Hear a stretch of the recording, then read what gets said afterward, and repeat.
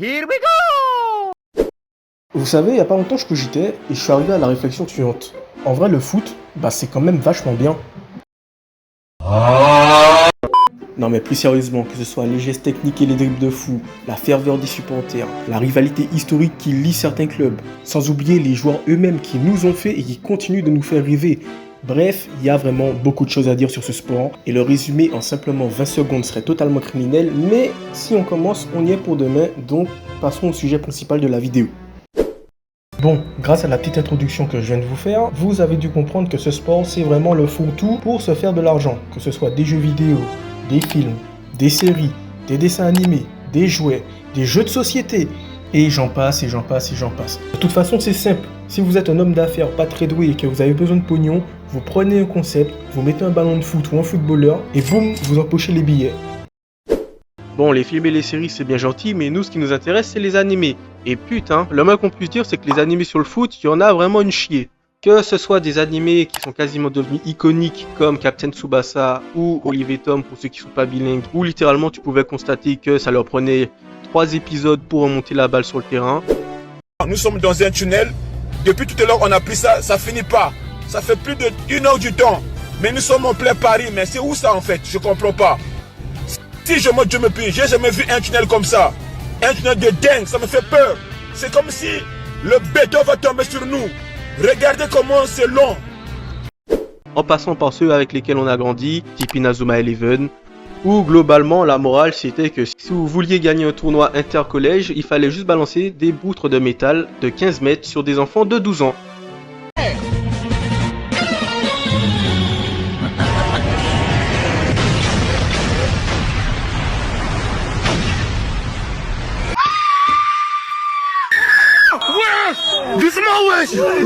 Tu veux tuer l'enfant des gens ou quoi? Et ça même si vous étiez un adulte de 40 ans. Ou bien évidemment il y avait aussi si vous aviez des potes qui étaient un peu malades ou qui avaient des troubles de la personnalité, la solution c'était pas de leur donner des Doliprane mais vraiment de leur casser la gueule avec des frappes dignes de Roberto Carlos.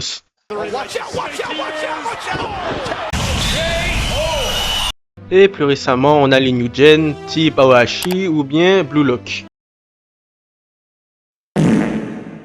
Non mais les gars c'est quoi ça? J'ai dit Blue Lock. Là vous avez mis un PowerPoint. Ah c'est ça. Ah c'est animé en fait. Ah ok. C'est vraiment un gros tas de merde. Bon tout ça c'est bien gentil mais aujourd'hui je suis là pour vous parler d'aucun des trois. D'ailleurs il se pourrait même que l'animé dont je vais vous parler, vous le connaissiez même pas hein, puisqu'il est très mal référencé. Que ce soit sur n'importe quel réseau social, quand vous tapez son blast dans la barre de recherche, vous trouvez quasiment rien. Et même sur YouTube, et qui est le site où tu trouves n'importe quelle vidéo, les seules vidéos qui sont référencées, ce sont des vidéos en indonésien. Je vous mens même pas hein. Vous pouvez tester chez vous. Vraiment les seules vidéos référencées sont des vidéos en indonésien. Bon écoutez, visiblement cet animé a marqué ce pays. D'ailleurs, disclaimer, avant de commencer, je préfère mettre les choses au clair. Vraiment, oubliez les tirs du tic de Mark Landers où littéralement la frappe elle casse le mur. Oubliez toutes les techniques ou toutes les super techniques d'Inazuma Eleven qui sont capables à elles seules de rivaliser avec un système entier de comètes. Ou bien vraiment les mecs de Blue Lock qui dribblent avec des esprits. Non, vraiment oubliez tout ça. Parce que vraiment, je tiens à vous le dire, cet animé mise sur la simplicité. Bref, aujourd'hui je vous parle d'Aoki Densetsu Shoot.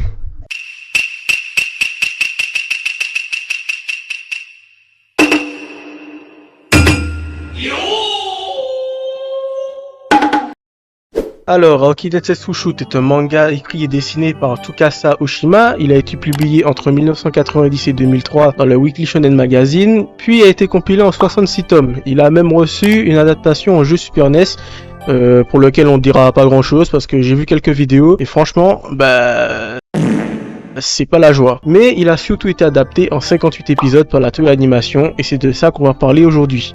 Alors, Aoki Densetsu Shoot, ça parle de quoi? Alors, on va suivre l'histoire du jeune Toshiko Tanaka qui va décider de rejoindre le lycée Kakegawa parce que le club de foot a une très bonne réputation. Alors, évidemment, comme dans tous les shonen des années 90, je préfère vous le dire, c'est rempli de clichés. Et les clichés, c'est son groupe de potes. Alors, dans son groupe de potes, on peut retrouver le donneur à lunettes, aka Hiramatsu, dont la seule fonction est de porter des lunettes et d'être intelligent. Genre, c'est littéralement sa seule fonction. Et évidemment, on a le cliché du bully, du mec qui est un peu sur les nerfs, qui fait de la moto, qui aime se bagarrer, aka Kenji. Et comme par hasard, c'est le plus basané du groupe. Donc voilà, faites-en vos conclusions. comme c'est bizarre. Bon, trêve de blabla, parce que dès le deuxième épisode, nos trois amis vont faire un match contre les premières années. Et vous connaissez les petits, ils aiment bien faire des gris-gris, des gestes techniques qui sont pas très utiles. Et ces gestes techniques, ils vont marcher, mais en première mi-temps, parce que dès la deuxième, faut pas oublier que c'est des premières années en face. Enfin, je dis première année, mais lui, je le suspecte de trafiquer sa licence. Il arrive, il bloque le ballon, il commence à... Moi, j'avais dit, petit, je préfère que tu viennes, tu me dribbles dans de bonnes conditions. Mais tous tes trucs là, des PlayStation, là, moi, je vais t'envoyer à l'hôpital. Et donc finalement, ils vont se faire rouster en deuxième mi-temps. Supplément entrée en scène de Kubo. Et là, vous allez me dire, qui c'est Kubo? Kubo, c'est le mec qui a donné envie à Tanaka de rejoindre le lycée Kakegawa. Et pour le résumer en quelques mots, il est beau, il est connu et il est fort au foot. Globalement, c'est le mec qui a tiré toutes les filles à l'école primaire et qui vous laisse rien du tout. Et non, je parle pas en connaissance de cause. Pour illustrer ça, dès qu'il va rentrer sur le terrain, il va dribbler tout le monde. C'est limite effrayant, c'est à se demander si ce mec c'est pas une fusion de Ronaldo et Messi. Bon, et Kubo, il va pas lui falloir 30 secondes avant de comprendre que Tanaka, il a un putain de potentiel avec son pied gauche, sauf que ce couillon, il l'utilise pas. Et donc, du coup, il va décider de l'entraîner. Et genre, sérieusement, je vous demande de mettre pause 10 secondes pour penser à quel moyen d'entraînement il pourrait utiliser pour entraîner Tanaka.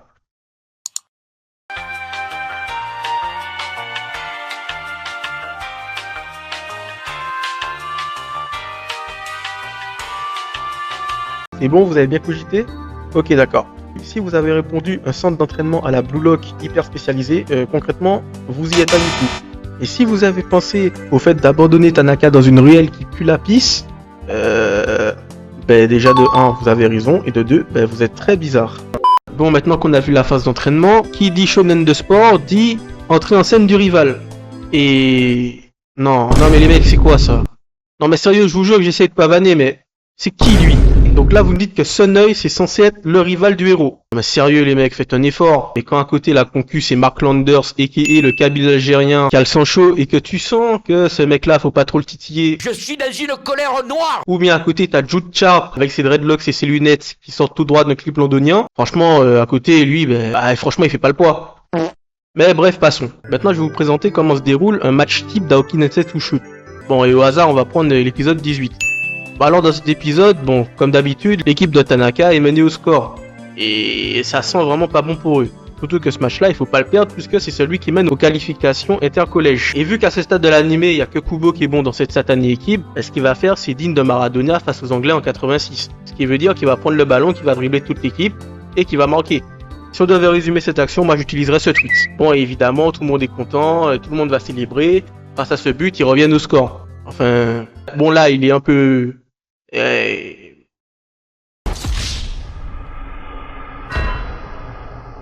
Il est mort? Ah mais c'est vraiment pas une blague, il est vraiment mort. Dès l'épisode 18.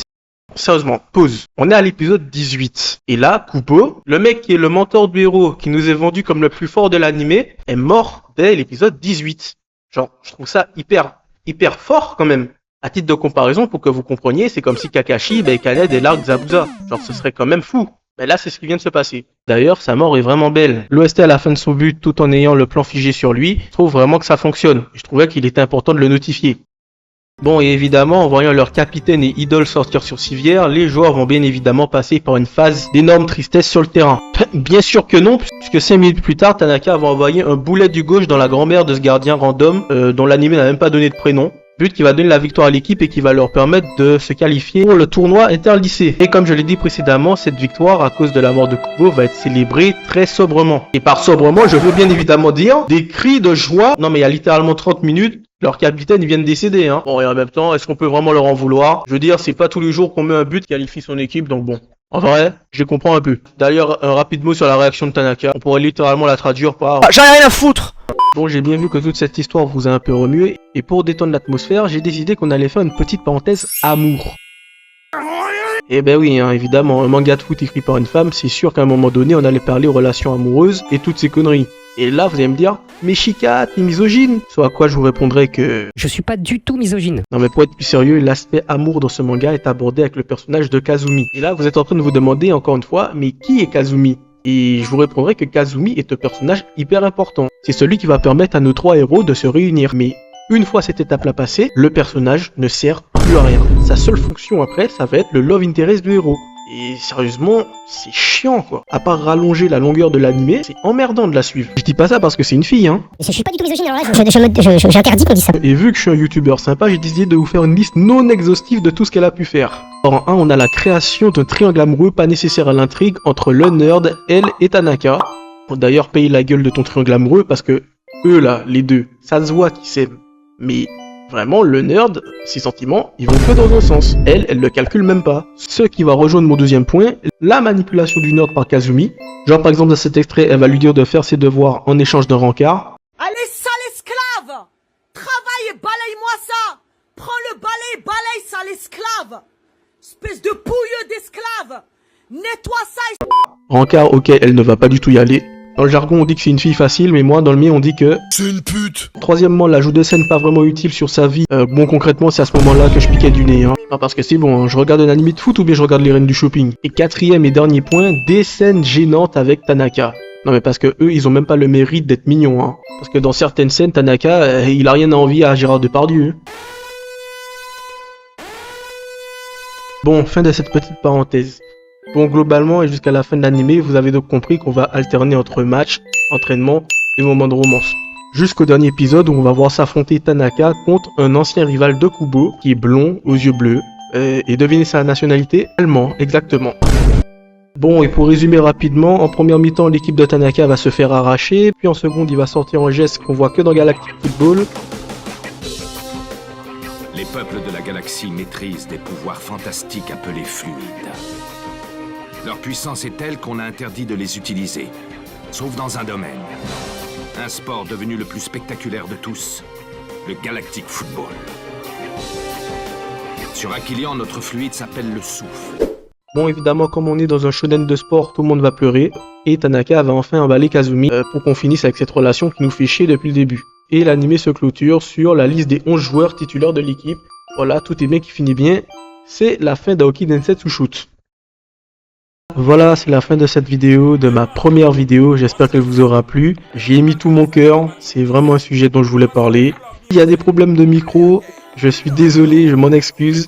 C'est la première fois que j'enregistrais avec un vrai micro, donc je le maîtrise pas encore. Pour le montage, j'espère qu'il vous aura plu, je me suis donné. Dans tous les cas, si vous avez grincé des dents à certains moments de la vidéo, je vous demande pardon, population. Prenez-moi comme un petit frère. Je vous demande pardon, population. Je vous demande pardon, population.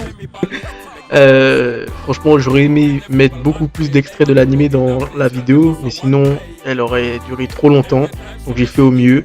Si vous avez kiffé, mettez un petit like, abonnez-vous. En vrai, je vais pas vous faire le même refrain que les autres youtubeurs, mais ça me ferait vraiment plaisir. Et quant à moi, je vous dis à plus tard pour une prochaine vidéo.